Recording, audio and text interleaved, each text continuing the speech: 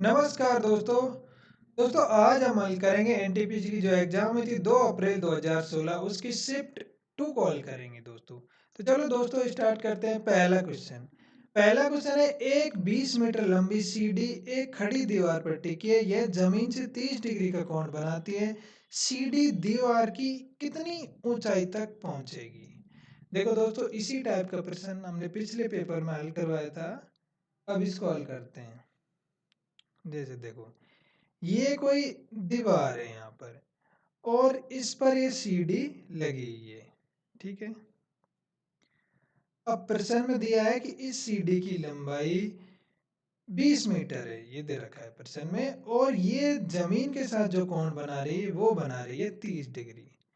पिछले पेपर में हमने बताया था, यदि समकोण त्रिभुज हो और एक भुजा और इन दोनों में से एक कोण का मान दे रखा हो तो हम ये शेष दो भुजाओं का पता लगा सकते हैं सीधा। वो कैसे?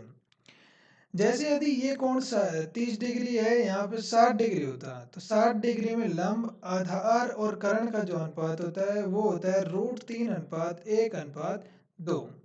ये जो अनुपात होता है वो लंब आधार और कर्ण का होता है। ठीक है। और यदि ये कोण 45 डिग्री का दे रखा होता तो लंब और आधार का जो अनुपात होता है वो होता है 1:1, और फिर जो कर्ण होता है वो होगा √2। यदि ये 30 डिग्री होता है तो इसका जो अनुपात होता है तीनों भुजाओं का वो होगा 1:√3:2। यानी कि तीनों भुजाओं का जो अनुपात होगा वो ये रहेगा। हर कोण पे ये चेंज हो जाएगा अनुपात। अब देखो दोस्तों, हमें ये 30 डिग्री मान दे रखा है। अब क्या है कि ये भुजा है, ये भुजा कर्ण होती है। 90 डिग्री के सामने वाली भुजा कर्ण कहलाती है। ठीक है। लंब और आधार दोनों बदलते हैं कोण के अनुसार। जैसे यदि हम इस 30 डिग्री वाले की बात करें तो 30 डिग्री के लिए लंब रहेगा वो ये रहेगा, और आधार रहेगा वो ये रहेगा।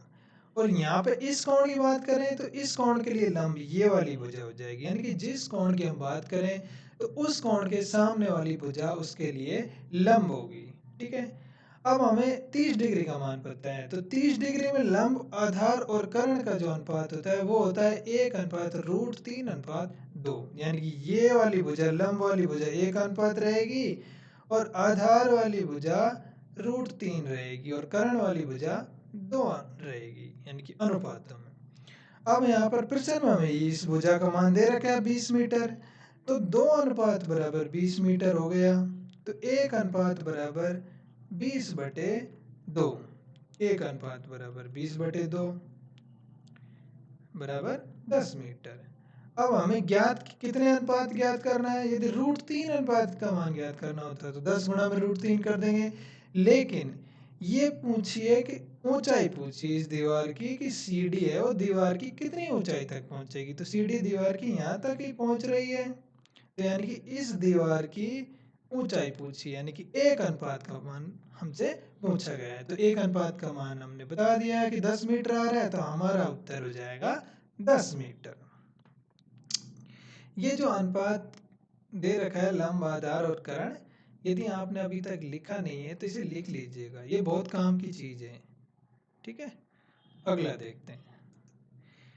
एक बंद लकड़ी का आयताकार बॉक्स 1 सेंटीमीटर लकड़ी से बना है जिसकी बाहरी आयाम इस प्रकार है कि लंबाई 22 सेंटीमीटर, चौड़ाई 17 सेंटीमीटर, ऊंचाई 12 सेंटीमीटर है। इसे सीमेंट से पूरी तरह भरा जाता है, तो बॉक्स में सीमेंट की मात्रा कितनी होगी?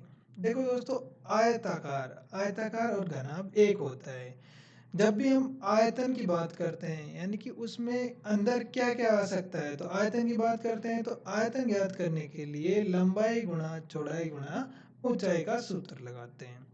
जैसे देखो, ये कोई आयताकार बॉक्स है, हम बता रहे हैं पूरे डिटेल में इसे, ये कोई आयताकार बॉक्स है। ठीक है।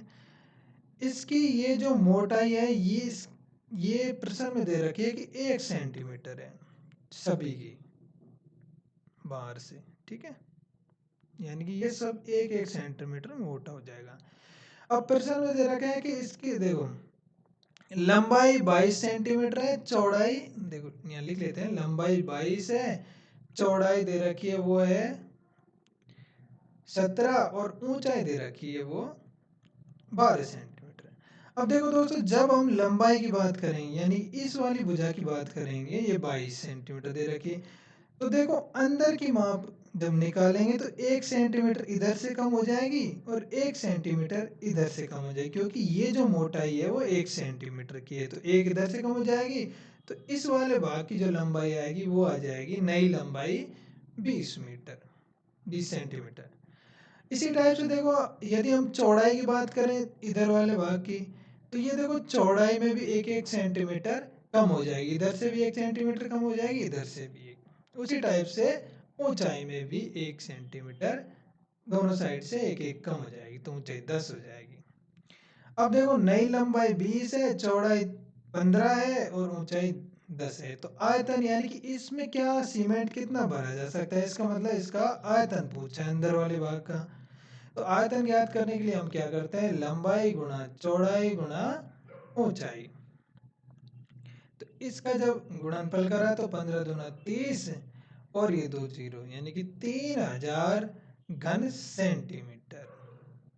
घन सेंटीमीटर या घन मीटर, घन का इस्तेमाल तब करते हैं जब हम आयतन निकालते हैं यानी कि, और वर्ग शब्द का इस्तेमाल तब करते हैं जब हम क्षेत्रफल निकालते हैं। तो ये सेंटीमीटर में थी भुजा, इसलिए हम इसे बोलेंगे घन सेंटीमीटर।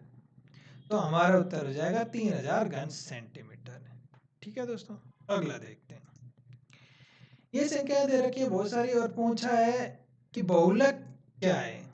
यहाँ पर संख्या दे रखी है 52, 54, 55, 56, इस टाइप से संख्या दे रखी है। दोस्तों बहुलक का सीधा सा अर्थ है जो संख्या बहुत बार यानी कि जो संख्या सबसे ज्यादा बार आई है वो बहुलक कहलाती है। ये क्वेश्चन बार बार रिपीट हो रहा है, यानी कि बहुत सारे पेपरों में ये क्वेश्चन आया है। संख्या अलग हो जाती है लेकिन बहुलक के बारे में पूछा गया है।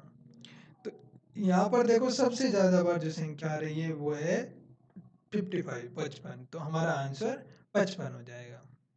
अगला देखते हैं। इसे गिनने के लिए कई बार क्या है गलती हो जाती है, तो आप एक एक काम करना, पहले इन्हें क्रम से लिखना। पहले सबसे छोटी संख्या और वो कितनी बार है उतनी बार ही लिखना, फिर उससे बड़ी, फिर उससे बड़ी, इस टाइप से लिखना क्रम से। तो क्या है, गिनने में गलती नहीं होगी। अगला देखते हैं।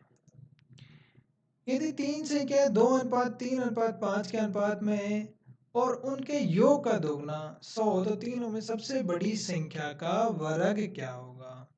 देखो दोस्तों, कई बार क्या है हम प्रश्न को पूरा हल कर देते हैं और लास्ट में उत्तर देते वक्त गलत ऑप्शन को चुन लेते हैं, कि क्या है लास्ट में कुछ और चीज पूछ लेता है। अब यहाँ पे सबसे बड़ी संख्या ऑप्शन होती है तो हम उसे डायरेक्ट उसे टिक कर देते हैं।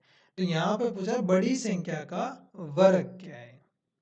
ठीक है, तो ध्यान से दिया करो उत्तर। हमने यहाँ पर दे रखा है कि तीन संख्या है 2:3:5। तो देखो मान लेते हैं हम वो संख्या 2x है और 3x है और 5x है, इनका योग देखा हमने तो 2 और 3 5, 5 और 5 10x, और 10x का दो गुना यानी कि 10 गुना में 2 बराबर प्रश्न में दे रखा है कि 100 है। तो x का मान अपने पास आ जाएगा 5, कि 10 दूना 20 और 100/20 बराबर x बराबर 5। अब देखो सबसे बड़ी संख्या कौन सी है, ये सबसे छोटी है, पहली, दूसरी और ये तीसरी। भाई सबसे बड़ी 5x वाली संख्या है, तो सबसे बड़ी संख्या का मान निकालने के लिए 5 गुणा में x का मान रख देंगे 5 बराबर 25। तो सबसे बड़ी संख्या अपने पास आ गई 25। लेकिन देखो उत्तर देते वक्त ध्यान रखना कि पूछा क्या गया है। अब प्रश्न में पूछा है कि सबसे बड़ी संख्या का वर्ग क्या होगा, तो ये सबसे बड़ी संख्या तो हमने निकाल ली, तो हम सीधा उत्तर टिक कर देते 25। लेकिन ध्यान रखना है कि पूछा क्या है, तो 25 का वर्ग जो हो जाएगा 625, तो हम उत्तर करेंगे बी वाला। ठीक है, तो उत्तर देते वक्त भी ध्यान रखना। अगला देखते हैं। देखो दोस्तों, ये संख्या दे रखी है और इसका हमें पूछना चाह रहा है कि हमें बोर्ड मास का नियम पता है या नहीं है। देखो दोस्तों, गणित में गुणा भाग करते समय, इन सब चीज़ों को हल करते समय एक बात का याद रखना होता है कि एक क्रम होता है, उससे हम हल करते हैं। तो सबसे पहले यदि किसी संख्या के आवर्ती लगी हो तो उससे हल करते हैं, उसके बाद कोष्टक, कोष्टक में भी यदि सबसे छोटा कोष्टक को हल करेंगे, फिर मझले को, फिर सबसे बड़े को। तो उसके बाद यदि किसी संख्या के काल शब्द का इस्तेमाल लगा हो तो उसको हल करेंगे, फिर उसके बाद गुणा भाग प्लस माइनस, इस टाइप से हम क्रम से हल करेंगे। तो यहाँ पर देखो आवृत्ति और तो किसी भी संख्या के लगे नहीं है, कोष्टक लगा है, तो कोष्टक तो हम सबसे पहले कोष्टक के अंदर वाली संख्या को हल करेंगे। अब अंदर वाली में भी हम देखो क्या हल करेंगे, सबसे पहले गुणा भाग यानी कि गुणा हल कर लेंगे। तो 20 गुणा में देखो किसी संख्या के जब पॉइंट लगा हो तो आप पॉइंट को बाद में देखना, पहले सीधे संख्या से गुणा कर लेना। तो 20 गुणा में 5 करेंगे तो 20 पंजो 100। अब देखो कितनी संख्या छोड़कर पॉइंट लगा है, तो एक संख्या छोड़कर पॉइंट लगा, तो यहाँ पर हम राइट साइड से एक संख्या छोड़कर पॉइंट लगा देंगे, तो इसका मान आ जाएगा 10। और इधर ये है ही 50, तो इन दोनों का टोटल हो जाएगा 50 प्लस 10 बराबर 60। और इधर भाग का चिन्ह है, भाग का चिन्ह यहाँ पर दे रखा है संख्या 0.7। किसी भी संख्या को यदि हम पॉइंट हटाना है तो हम क्या करेंगे, उसके बटे में एक लिख देंगे और जितनी संख्या छोड़कर यहाँ पॉइंट लगा है उतना ही हम 0 लगा देंगे। तो एक है तो यहाँ 7/10 कर देंगे। अब देखो 7/10 हो गया। जब कोई संख्या बटे के भी बटे में होती है तो वो संख्या नीचे नीचे वाली संख्या ऊपर चल जाती है, तो ये हो जाएगी 600/7। तो 600 में जब हम 7 का भाग देंगे तो देखो कितनी बार जा रहा है, 7 और 56। 7 का जब हमने भाग दिया तो 10 में से 6 गया तो 4, और यहाँ पर ये 5 ही रहेगा, फिर यहाँ 0 43 7 तो 35। अब बच गया देखो अपने पास 5। अब 5 में भाग नहीं जा रहा इसलिए हम यहाँ पॉइंट लगा लेंगे। अब देखेंगे ऑप्शन में 85 पॉइंट कुछ आ रहा है क्या ऑप्शन में। अब देखो 85 पॉइंट कुछ एक में ही आ रहा है सी में, तो सीधा हम सी टिक कर देंगे। अगर 85 पॉइंट जैसे यहाँ 71 दे रखा है, यहाँ 20 होता 30 होता तो हम इसको आगे हल करते भाग को। अब आगे हल करने की हमें जरूरत नहीं है क्योंकि सीधा हमारे पास ऑप्शन में यही मिल रहा है इसके लगभग, तो इसी को टिक कर देंगे। ठीक है दोस्तों, इससे क्या है समय की बचत होगी आपकी। अगला देखते हैं। यहाँ पर भी वही नियम पूछना चाह रहा है कि आवर्ती वाला हमें बोर्ड मास का नियम पता है या नहीं है। और इस टाइप के प्रश्न को सीधा हल करने की एक और तरीका है, यदि आपको पता है ये दोनों संख्या सहभाज्य संख्या है या इनमें बीच में आपको पता है कि कोई भी ऐसी संख्या नहीं है जिस संख्या का इन दोनों में भाग चले जाए, तो सीधा आप एक काम कर सकते हैं। जैसे यहाँ 2/7 और 3/5 है, तो आप क्रॉस गुणा कर लें यूं। जैसे इधर गुणा करेंगे तो 5 दूनी 10 और इधर गुणा करेंगे तो 7 या 21। इसका मतलब 21 और 10 को जोड़ लेंगे, 21 और 10 को जोड़ लेंगे, यहाँ पर आ जाएगा 31। और नीचे की संख्या को गुणा कर देंगे, 7 5 तो 35। ये सीधा गुणा कर रहे हैं, चाहे तो आप लघुत्तम लेकर कर लें, लेकिन यदि आपको समझ में आ रहा है कि ये दोनों सहभाज्य संख्या है तो सीधा गुणा कर लीजिए। बीच में ये भाग का चिन्ह है, उसी टाइप से यहाँ देखो सीधा गुणा कर लेंगे, 7 दूना 14 और 5 दूनी 10, 14 और 10 क्योंकि बीच में प्लस का चिन्ह है इसलिए हम जोड़ेंगे। देखो 5 दूनी 10 और 7 दूनी 14, 14 और 10 24 और नीचे 35 है। अब देखो बीच में यहाँ पर ये भाग का चिन्ह था इसलिए हम करेंगे 31/35 बटे में, यहाँ पर लिखेंगे 35/24। अब कोई संख्या जब बटे के बटे में से डबल चल रही है तो नीचे वाली संख्या उल्टी हो जाएगी, तो 31/35 गुणा में 24/35। सॉरी दोस्तों, कुछ गड़बड़ हुई है यार। 5 दूनी 10 और 7 31, 7 दूनी 14 और 10 24। नहीं, ये यहाँ पर ये देखो क्या है, 24/35 है। अपन थोड़ी सी गड़बड़ कर दी, 24/35 है, तो अब उल्टी होगी तो ये हो जाएगी 35/24। तो 35 से 35 कट जाएगा और अपने पास आ जाएगी 31/24। यहाँ पर आपको ध्यान रखना है 31/24 अपना उत्तर आ जाएगा, ये वाला।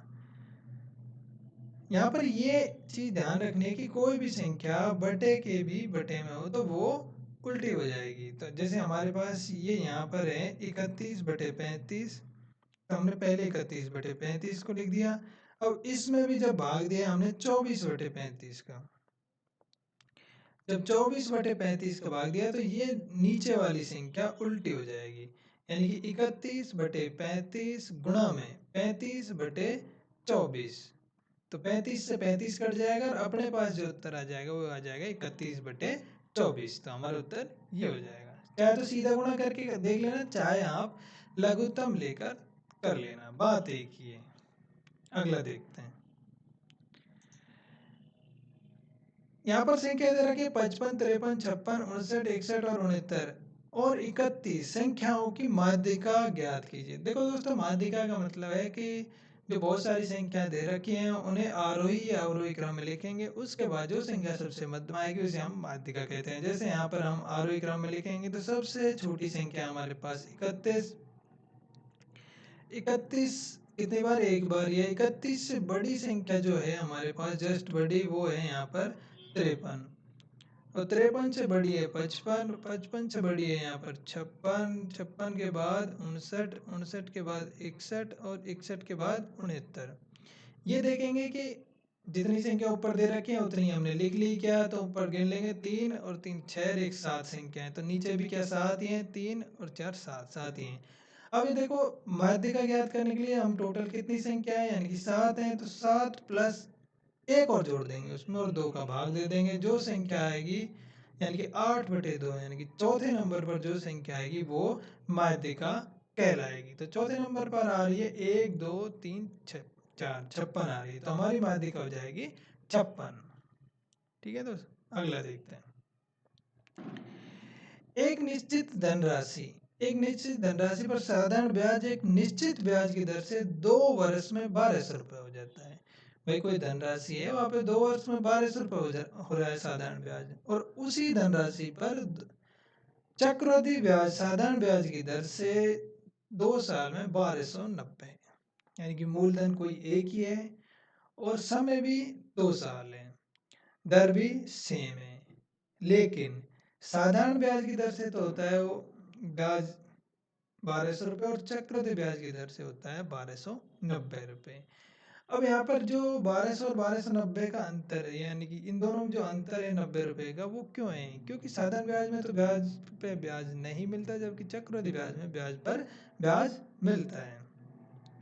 तो यहाँ देखो, 2 साल का साधारण ब्याज 1200 रुपये, तो 1 साल का साधारण ब्याज कितना हो जाएगा? 1200/2, यानी कि 600 रुपये। साधारण ब्याज तो हर साल 600 ही चलता रहेगा, चाहे 10 साल तक हिसाब करता रहे। लेकिन चक्रवृद्धि ब्याज क्या होगा? अगले साल इस साधारण ब्याज पे भी ब्याज लग जाएगा, यानी कि मूलधन पे तो ब्याज लग रहा है जो ये 600 है, उसी टाइप से क्या है 600 पे भी ब्याज लग जाएगा। तो अगले साल जो ब्याज होगा वो 600 प्लस 690 हो जाएगा, यानी कि ये जब आ रहा है अपने पास 1290, 2 साल का चक्रवृद्धि ब्याज। तो वास्तविकता ये है कि ये जो 90 रुपये है ये 600 रुपये पे ब्याज है। जब हमें पता है कि 600 रुपये पे 90 रुपये ब्याज मिल रहा है, तो दर हम ज्ञात कर सकते हैं। इससे कि दर ज्ञात करने के लिए दर बराबर ब्याज गुणा में 100, यानी कि 90 गुणा में 100 बटे इस 90 पे मूलधन क्या है 600 और समय क्या है 1। तो देखो ये 2 जीरो से 2 जीरो कट जाएगी, 6 से 90 15 बार कट जाएगा, तो दर जो है वो 15% है। तो इस प्रश्न में हम पहले दर ज्ञात कर लेंगे, तो दर अपने पास 15% आ गई।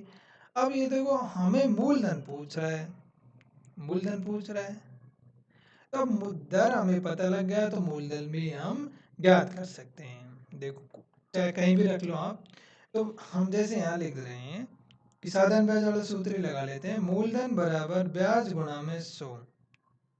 ब्याज क्या है 2 साल का, हम जैसे 2 साल की बात करें तो 1200 रखेंगे, 1 साल की बात करेंगे तो 600 रखेंगे। जैसे हमने 1 साल की बात करी तो ब्याज गुणा में 100 बटे दर, दर क्या है 15 और समय हमने क्या लिया 1 साल। ठीक है, तो अब 600 15 से काटे तो 40 बार कट गया, 40 गुणा में 100 करा तो 4000। तो मूलधन क्या आ गया अपने पास 4000। इस प्रश्न में हमने सबसे पहले दर ज्ञात करी है, दर ज्ञात करने के बाद हम मूलधन ज्ञात कराए। तो हमें सूत्र यदि ये पता है कि मूलधन बराबर ब्याज, जैसे लिख लो आप साधारण ब्याज, साधारण ब्याज का जो सूत्र है वो है मूलधन गुणा समय गुणा दर बटे में 100। अब इसी में से कोई भी संख्या इधर ले जाएंगे तो वो इधर चल जाएगी। जैसे ब्याज, भाई यहाँ पर जैसे यहाँ ये पूछना है दर, दर बराबर हो जाएगी ब्याज गुणा में 100 बटे मूलधन इंटू समय। तो ये इधर क्रॉस मल्टीप्लाई करना तो आप जानते ही होंगे, ठीक है। तो सूत्र याद कर लीजिएगा आप।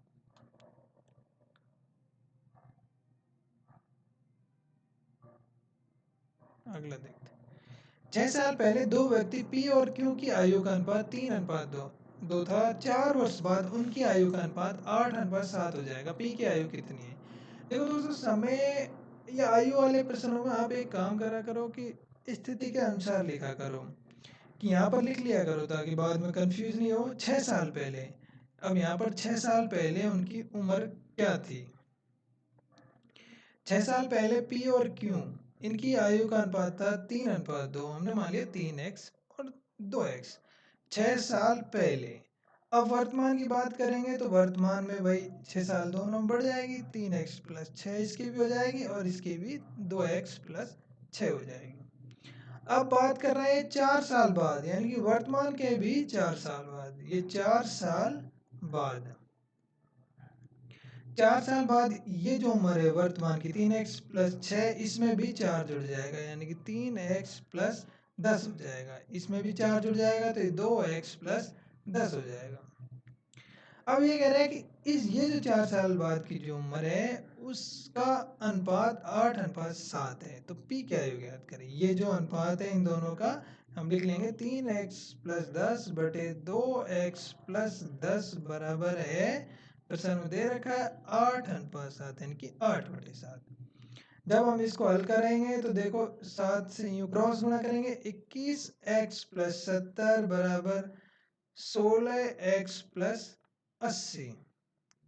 x x का मान एक साइड ले जाएंगे, जब एक साइड ले जाएंगे तो 21 माइनस 16x बराबर 5x और 80 माइनस 70 बराबर 10। तो x का मान अपने पास आ जाएगा 10/5, यानी कि 2। दो जो आया है हमारे पास वो आया है x का मान। अब प्रश्न ने पूछा है कि p की आयु कितनी है, यानी कि p की वर्तमान आयु कितनी है। तो p की वर्तमान आयु यहाँ पर ये रही, ये देखो p है और इसकी वर्तमान आयु 3x प्लस 6 है। यहाँ पर जब हम 2x का मान रखेंगे तो 3 दूनी 6 और 6 6 12 साल। तो p की वर्तमान आयु हो जाएगी 12 साल। ये क्रम जरूर लिखना, यदि आप ये क्रम नहीं लिखेंगे वर्तमान और 4 साल बाद 6 साल पहले, तो आप प्रश्न में गलती होने की संभावना है।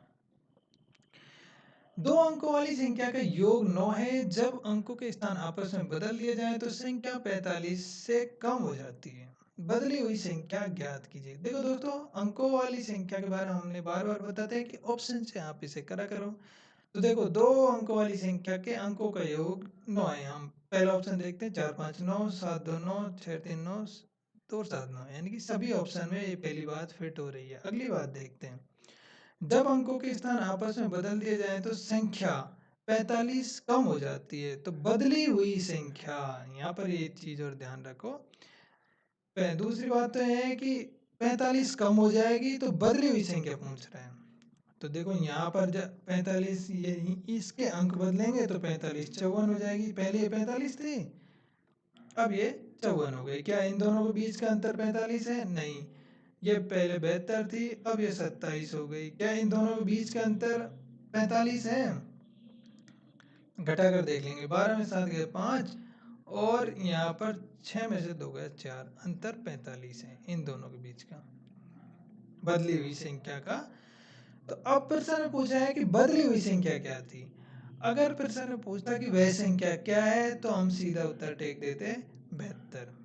लेकिन प्रश्न ने पूछा है कि बदली हुई संख्या, तो बदली हुई संख्या तो 27 है, इसलिए हम उत्तर टेकेंगे डी वाला। ठीक है दोस्तों, यहाँ पर ध्यान रखना कि पूछा क्या है, वही संख्या पूछा है या बदली हुई संख्या पूछा है। अगला देखते हैं, 3740 को 3 भागों में इस तरह विभाजित कीजिए कि पहले का आधा भाग दूसरे का 1/3 भाग और तीसरे का 6वां भाग आपस में बराबर है। 3 भाग हैं, जैसे पहला भाग है, ये दूसरा है और ये तीसरा भाग है। अब ये कह रहा है पहले भाग का 1/2, यानी कि इसका 1/2 और दूसरे का 1/3 और तीसरे का 1/6। जो तीन संख्याएं या तीन अनुपात आपस में बराबर हो तो हम उनके बराबर में लिख देंगे कोई भी ऐसी संख्या लिख देंगे कांस्टेंट कि जैसे हमने मान लिया। तो पहले जैसे हम तीसरा भाग निकालेंगे तो तीसरा भाग निकालेंगे 1/6 बराबर के, यानी कि तीसरा भाग आ जाएगा यहाँ पर 6 गुणा के हो जाएगा 6 के। उसी टाइप से दूसरा भाग 3 के आ जाएगा और पहला भाग 2 के आ जाएगा और इन सभी का योग हो जाएगा 6 3 9 और 9 2 11 के। यानी कि चाहे तो आप सीधा के को काट लो, अनुपातों में कोई मतलब नहीं रहा। वैसे ये समझाने के उद्देश्य से बताया था कि यदि दो से अधिक संख्या अनुपात में है और वो बराबर आ रही है तो यहाँ पर एक चौथी संख्या या पांचवी संख्या यहाँ बराबर करके लिख लेना। ठीक है, ये तो सीधी है 1/2 1/3। अगर जैसे यहाँ 2/3 7/8 इस टाइप से होते तब इसी के बिना काम नहीं चलता, ये जरूरी है। ठीक है, तो अनुपातों का योग 11 के आ गया। अब हमें जैसे पहले भाग का मान ज्ञात करना है तो पहले भाग का मान 2 के है, 2/11 और कुल जो मान है 3740 है। तो 11 से काट लेंगे, 11 × 33, 4 बच गए, 11 चौको 44, 340 गुणा हम 2 करेंगे तो 680। तो पहले भाग का मान 680 किस ऑप्शन में दे रखा है? पहले भाग का मान 680 केवल सी में दे रखा है तो हम डायरेक्ट सी टिक कर देंगे, आगे जाने की जरूरत ही नहीं है, समय की बचत रहेगी। अगला देखते हैं,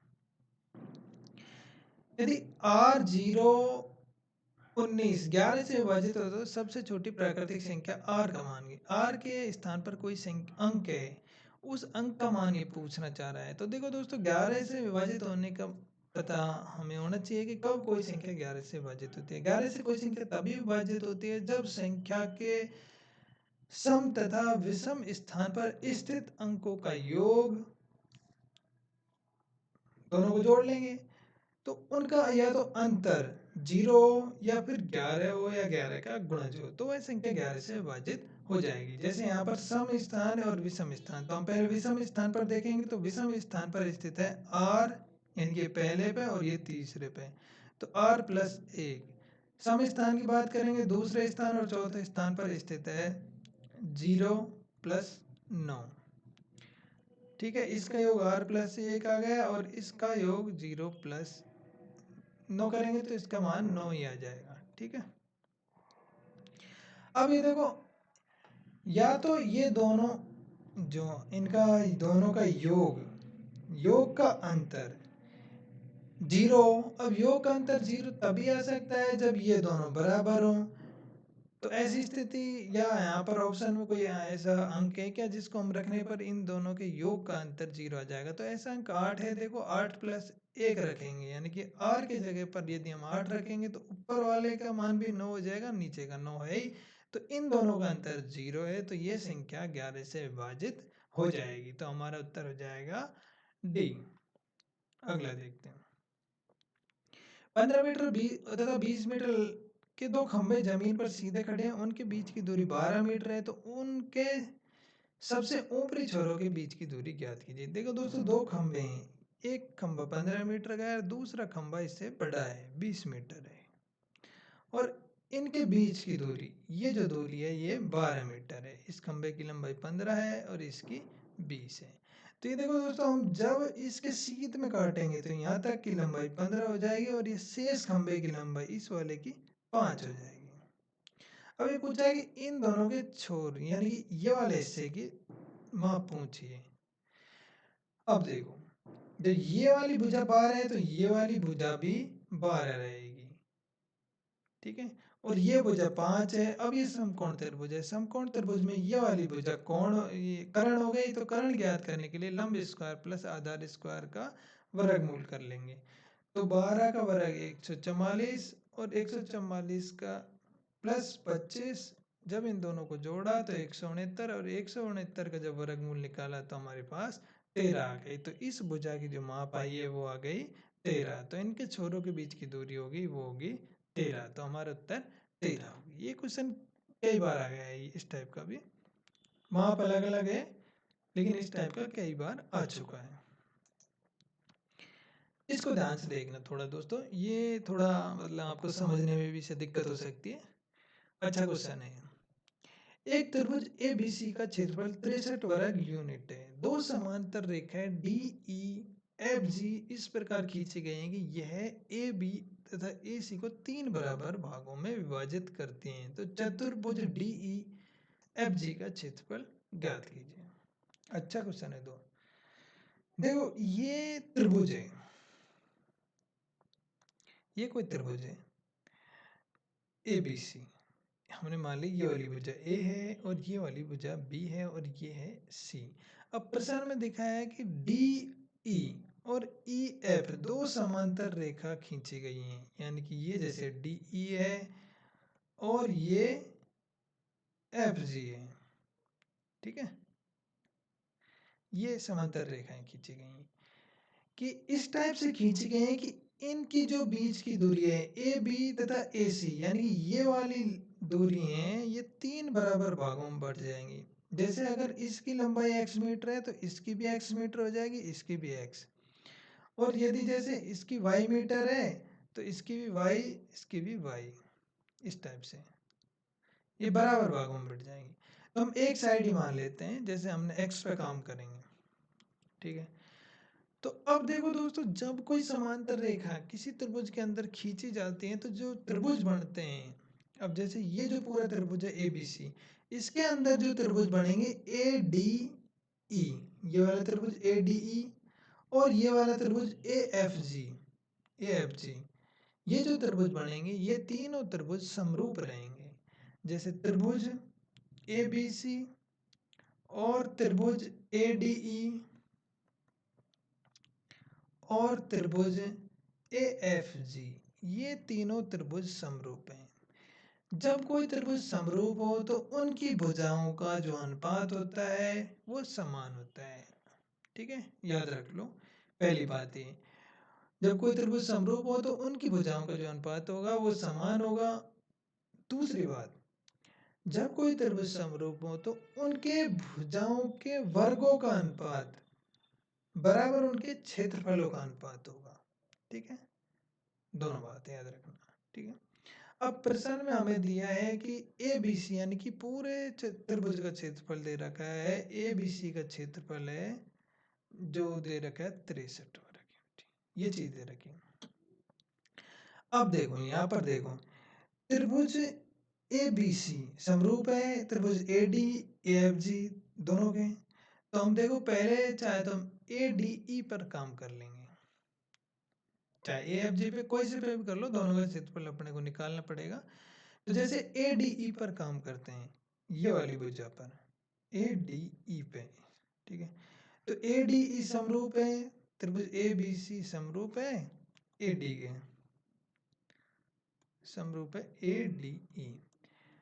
तो ए बी जो भुजा का अनुपात रहेगा, या पहले छोटे को लिख लेंगे, इधर से लिख लेते हैं, यानी कि ए डी भुजा का जो अनुपात रहेगा ए बी से, ठीक है, ठीक।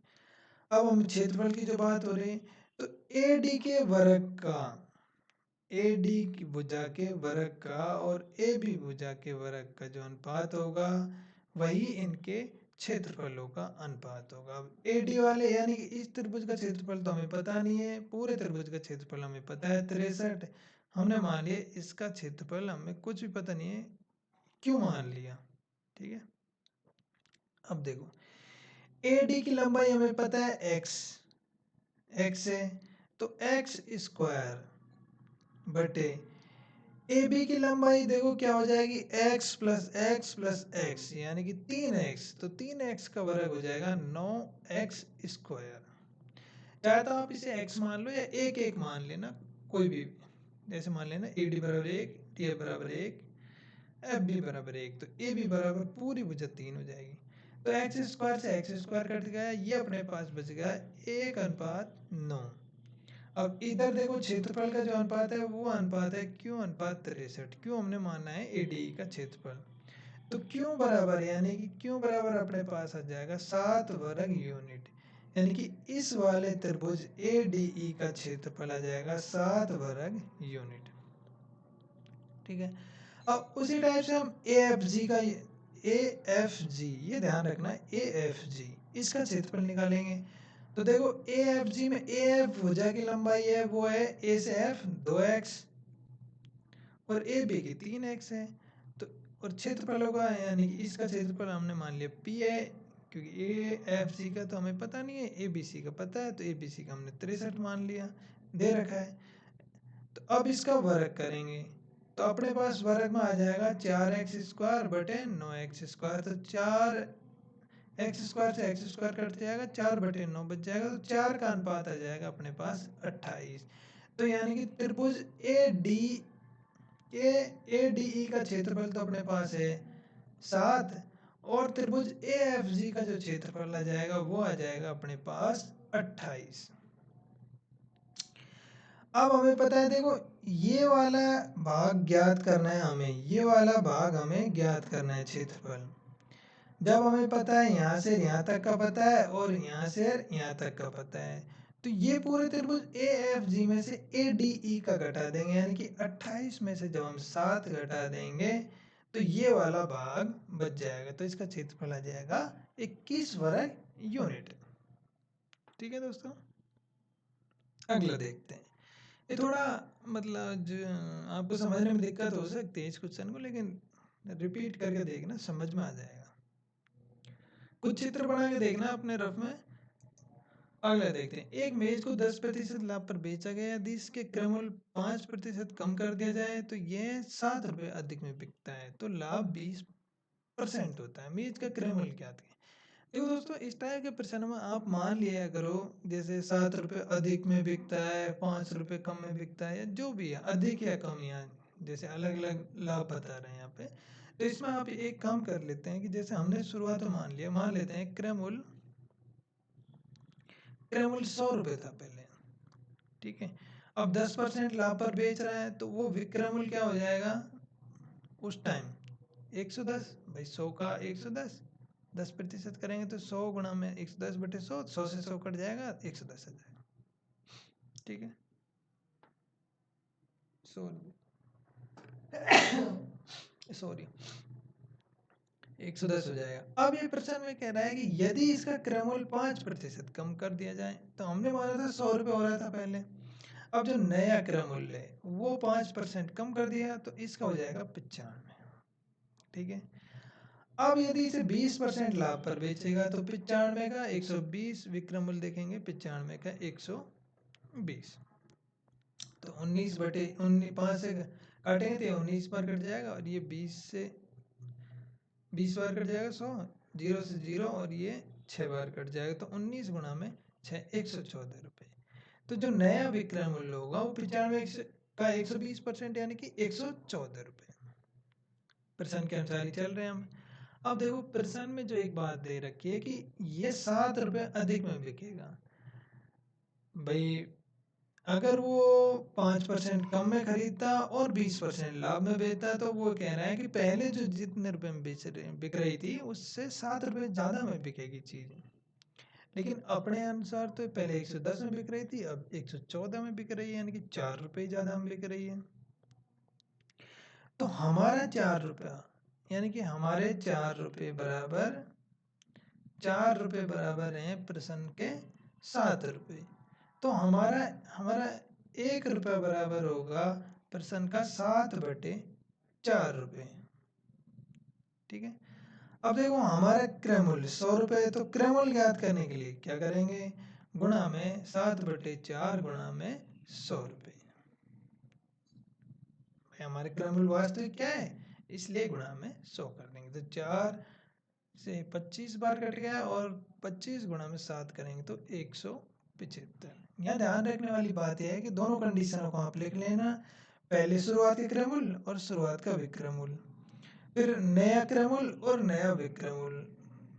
ठीक है, अब देखेंगे अपने अनुसार अंतर क्या आ रहा है, और प्रश्न के अनुसार अंतर आना चाहिए, क्या आना चाहिए था, हमारे अनुसार अंतर 4 रुपये का है, प्रश्न के अनुसार 7 रुपये का। तो 4 रुपये बराबर 7 रुपये, तो 1 रुपये बराबर 7/4 रुपये अपना। तो अब चाहे तो इसमें अगर पुराना विक्रय मूल्य पूछता तो गुणा में 110 कर देते, लेकिन वो क्या है, क्रैमल पूछा इसलिए गुणा में हमने 100 करा है, तो हमारा उत्तर आ जाएगा 175। अगला देखते हैं। पी ने एक वस्तु 1600 रुपये में खरीदी 10% लाभ पर बेच दिया, इसे 1840 रुपये में बेचा तो लाभ कितने प्रतिशत बढ़ जाता? 1840 रुपये में बेचता तो भाई 1600 रुपये में बेच रहे, खरीद रहे 1600 में, और 1840 में बेच रहे, तो लाभ कितना हो रहा है? 240 रुपये का। अब प्रतिशत ज्ञात करने के लिए क्या करेंगे अपन, जो लाभ बटे क्रैमूल गुणा में 100, 2 जीरो कट जाएंगे। अब देखो 8 से काटेंगे इसे तो ये 30 बार, और ये 2 बार 30 है, 2 से काटेंगे तो 15। तो जो लाभ प्रतिशत, नया लाभ प्रतिशत आ रहा है वो आ रहा है 15%, जबकि पहले कितना हो रहा था 10%। तो कितने की वृद्धि हुई है? 5 की। अगला देखते हैं। एक त्रिभुज का परिमाप 200 है यदि इसकी दो भुजाएं बराबर हैं, तीसरी भुजा बराबर वाली भुजाओं से 20 अधिक है, तो तीसरी भुजा की लंबाई ज्ञात कीजिए।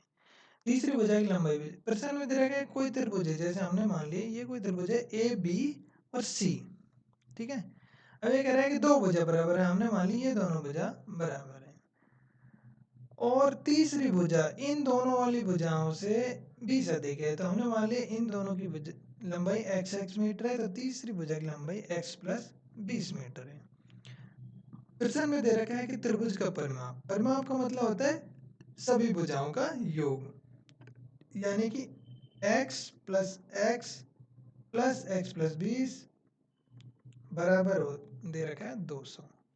तो x का मान हम ज्ञात कर लेंगे, 3x प्लस 20 बराबर 200। तो x बराबर, यहाँ पर ये 20 इधर घट जाएगा 180, और 180 में 3 का भाग देंगे तो अपने पास आ जाएगा 60। अब ये पूछ रहा है तीसरी वाली भुजा, यानी कि बड़ी वाली भुजा की लंबाई पूछ रहा है, तो बड़ी वाली भुजा की लंबाई हो जाएगी 60 प्लस 20 80, तो हमारा उत्तर हो जाएगा 80।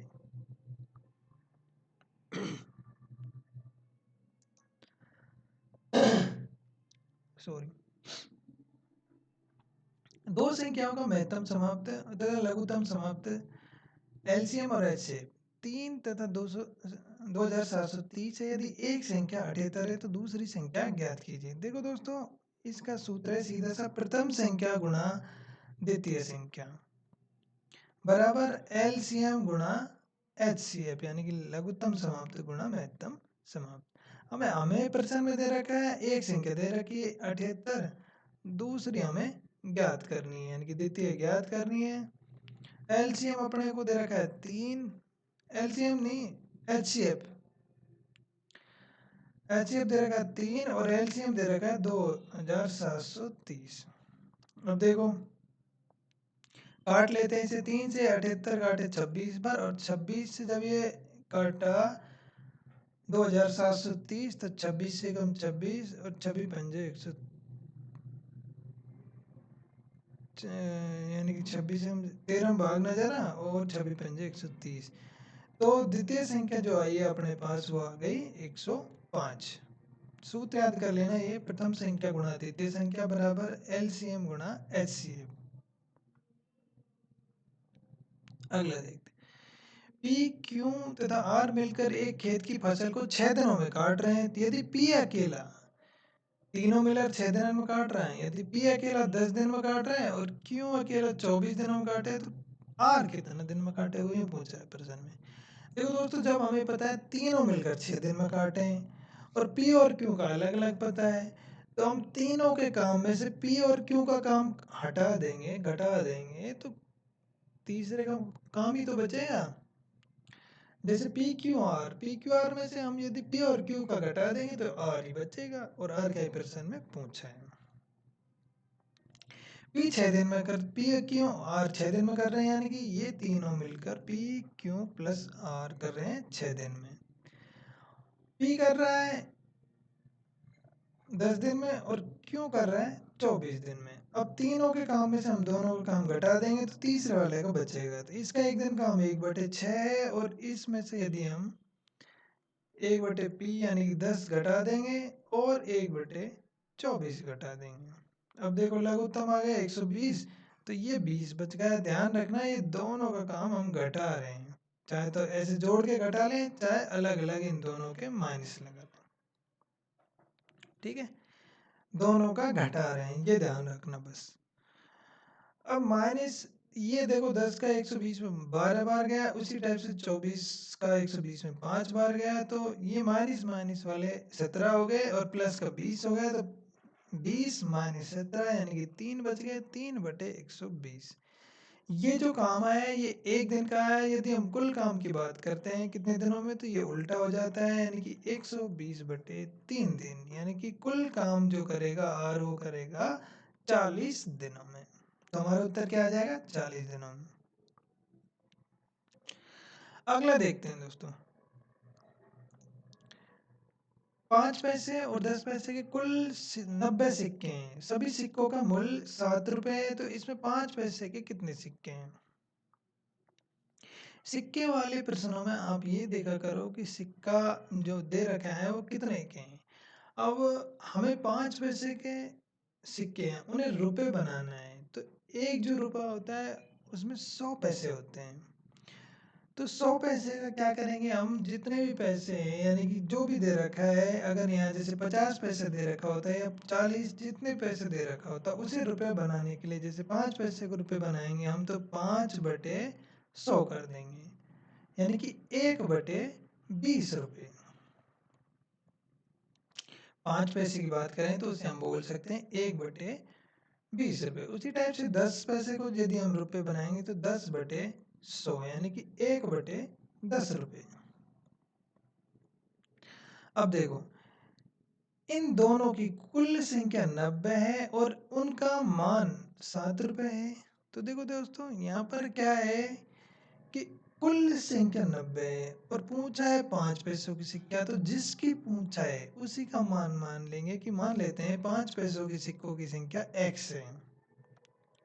ठीक है, तो 5 पैसों की सिक्कों की संख्या x है, तो कुल 5 पैसे के जो रुपए बनेंगे उनका मान क्या हो जाएगा भाई, x गुणा में 1/20। उसी टाइप से जब ये जो मान है 10 पैसे का, उनकी संख्या कितनी है भाई, टोटल 90 है, तो 10 पैसे की जो संख्या बचेगी वो x, तो हमने 5 पैसे की काउंट कर लिया, तो 10 पैसे की जो संख्या बचेगी वो 90 माइनस x। और जब इनको रुपए बनाएंगे तो गुणा में 1/10 कर देंगे, और इन सभी का मान 7 रुपए है, प्रश्न में दे रखा है। जब इसको हल करेंगे तो x/20 यहाँ पर आ जाएगा 90 माइनस x/10। लघुत्तम ले लिया, 20 आ गया, इधर x आ गया, इधर 90 यानी कि गुणा में 2 करेंगे, क्योंकि यहाँ 20 में 10 का भाग 2 बार गया है, तो 90 दूना 180 और माइनस का 2x बराबर 7। ठीक है, जब इसको हल करेंगे क्रॉस गुणा करेंगे तो 20 गुणा में 7 140, x प्लस 180 माइनस 2x बराबर 140। संख्या को एक साइड ले जाओ, x x को एक साइड, तो इधर x x तो है ही पहले से, तो इधर माइनस का 2x है, प्लस x है, तो यहाँ पर माइनस का x बच जाएगा, और इधर 180 को ले जाएंगे तो ये माइनस का हो जाएगा, और इधर माइनस का 40 बच जाएगा, तो माइनस से माइनस कट जाएगा, और x बराबर जो आ जाएगी वो आ जाएगी संख्या 40। तो 5 पैसे के सिक्कों की संख्या आ जाएगी 40।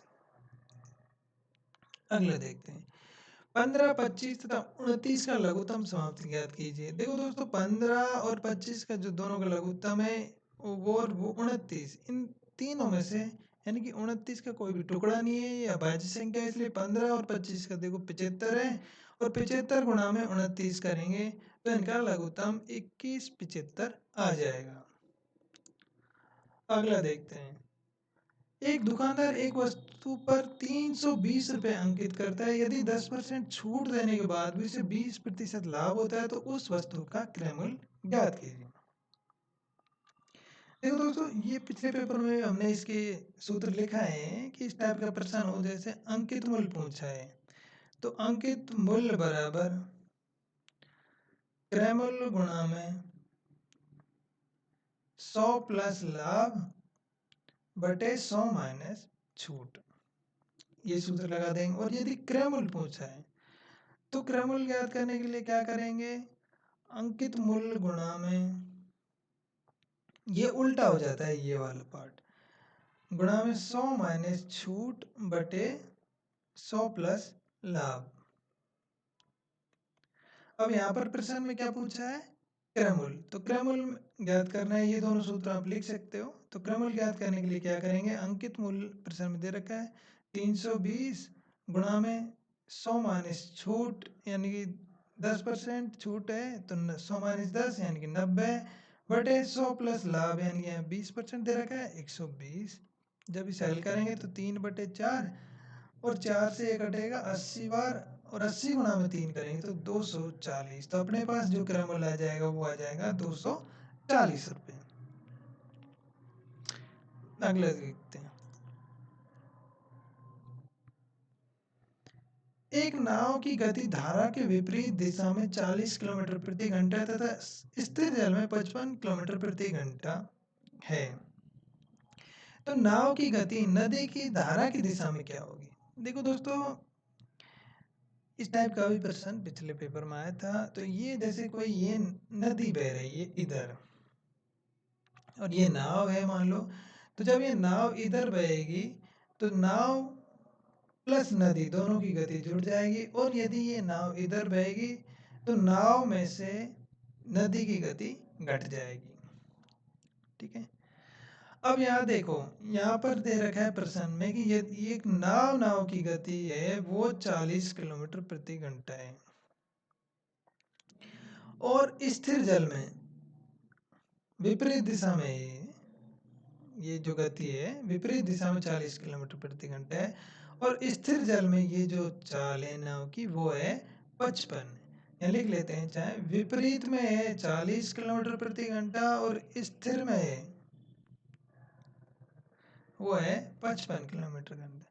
अब देखो 55 और 40 में जो अंतर है वो कितने का है, 15 का। तो 15 किलोमीटर कम क्यों है विपरीत में, क्योंकि 15 किलोमीटर है जो स्पीड है वो धारा का वेग है, नदी की चाल है यानी कि।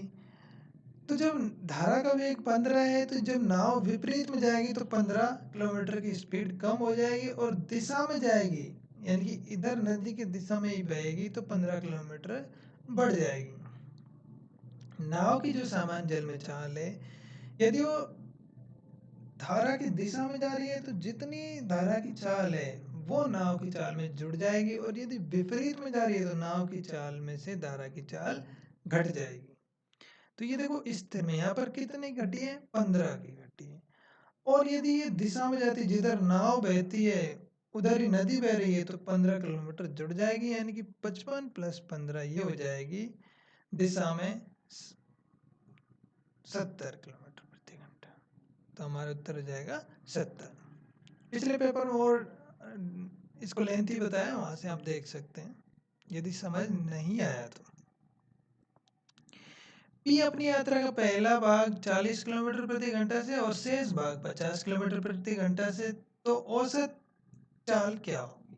देखो दोस्तों, दूरी समान है, दूरी समान रहती है तो हम औसत चाल ज्ञात करने के लिए 2xy बटे x प्लस वाई का सूत्र लगा देते हैं, यानी कि x और y दोनों स्पीड हैं तो 2 गुणा में 40 गुणा में 50 बटे 40 प्लस 50 यानी कि 90। जब इसको हल करेंगे तो ये देखो 0 से 0 कट जाएगी और 50 यहाँ पर गुणा कर लो, 4 दूना 8, 8 गुणा में 50 करेंगे तो 8 5 40 और 1 400।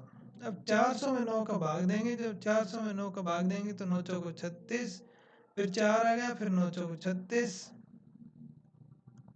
फिर इसी टाइप से 4 भाग नहीं जा रहा, पॉइंट आ रहा है तो यहाँ 4 4 आते जाएंगे तो 44.44 आ जाएगी औसत चाल।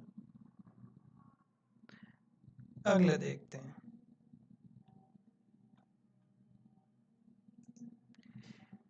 एक कपड़े का क्रयमूल्य 35 रुपए है, यदि इसी कपड़े की लंबाई 4 मीटर होती है तो प्रत्येक मीटर का मूल्य 1 रुपये कम होता है, तो कुल क्रयमूल्य अपरिवर्तित रहता है। कपड़े की लंबाई कितनी है, हम मान लेते हैं कपड़े की जो लंबाई है मान लो कपड़े की जो लंबाई है वो है x मीटर। तो यहाँ पर प्रश्न में दे रखा है कि पूरे जो कपड़े, ये कोई कपड़ा है मान लेते हैं, ये पूरा कोई कपड़ा है और इस पूरे कपड़े की हमने लंबाई मान ली x मीटर, और इस पूरे कपड़े का मूल्य मूल्य प्रश्न में दे रखा है कि 35 रुपए। तो प्रति मीटर, देखो प्रति मीटर कपड़े का मूल्य क्या हो जाएगा भाई, पूरे कपड़े का मूल्य 35 है और हमने कपड़े की लंबाई x मीटर माननी है, तो प्रति मीटर जो मूल्य हो जाएगा वो 35/x रुपए हो जाएगा। ठीक है। अब ये कह रहे हैं यदि उस कपड़े की लंबाई, यानी कि ये जो लंबाई है ये 4 मीटर होती, 4 मीटर और होती, तो प्रत्येक मीटर का मूल्य 1 रुपये कम हो जाता।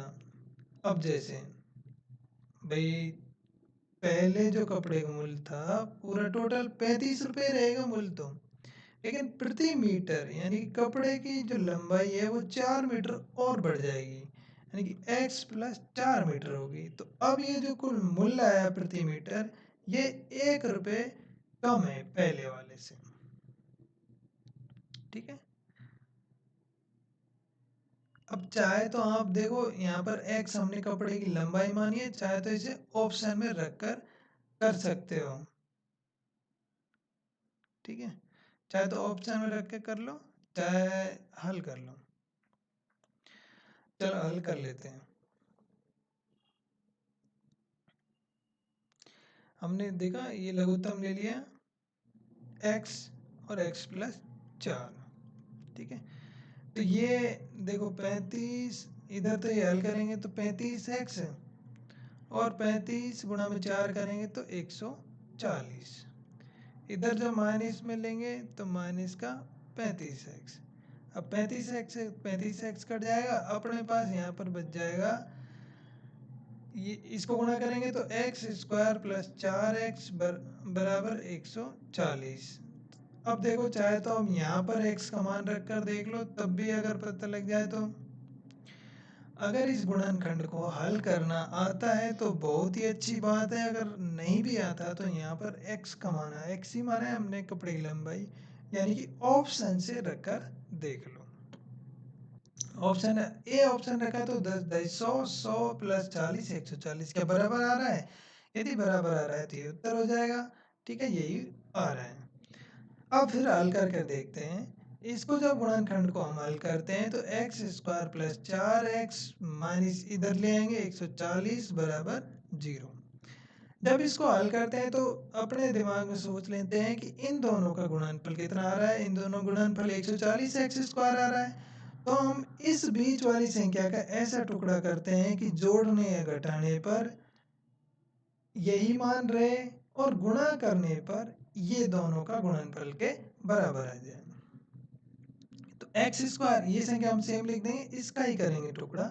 तो यहाँ पर हम लिख देंगे जैसे 14x minus 4x, 14x minus 4x, 14x minus 10x, sorry 14x minus 10x करेंगे तो 4x ही बचेगा भाई। 14 माइनस 10 लिख सकते हैं 4 की जगह हम, तो माइनस 140 बराबर 0।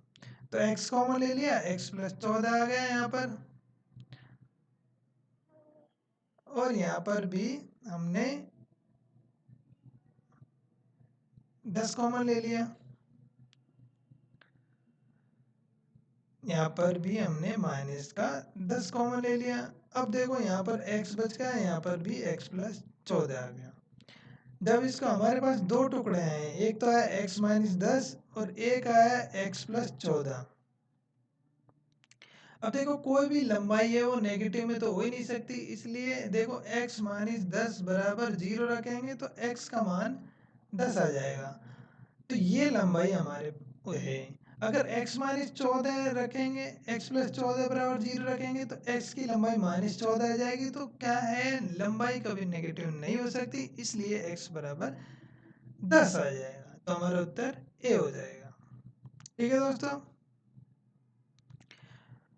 तो दोस्तों धन्यवाद, वीडियो देखने के लिए बहुत बहुत धन्यवाद। अब आगे तो ये उसके नॉर्मल क्वेश्चन है, यानी कि आंकड़े वगैरह वाले तालिका वाले क्वेश्चन है, ये तो आप कर ही लोगे। ठीक है दोस्तों, तो वीडियो देखने के लिए बहुत बहुत धन्यवाद। यदि वीडियो अच्छी लगे तो वीडियो को लाइक करें।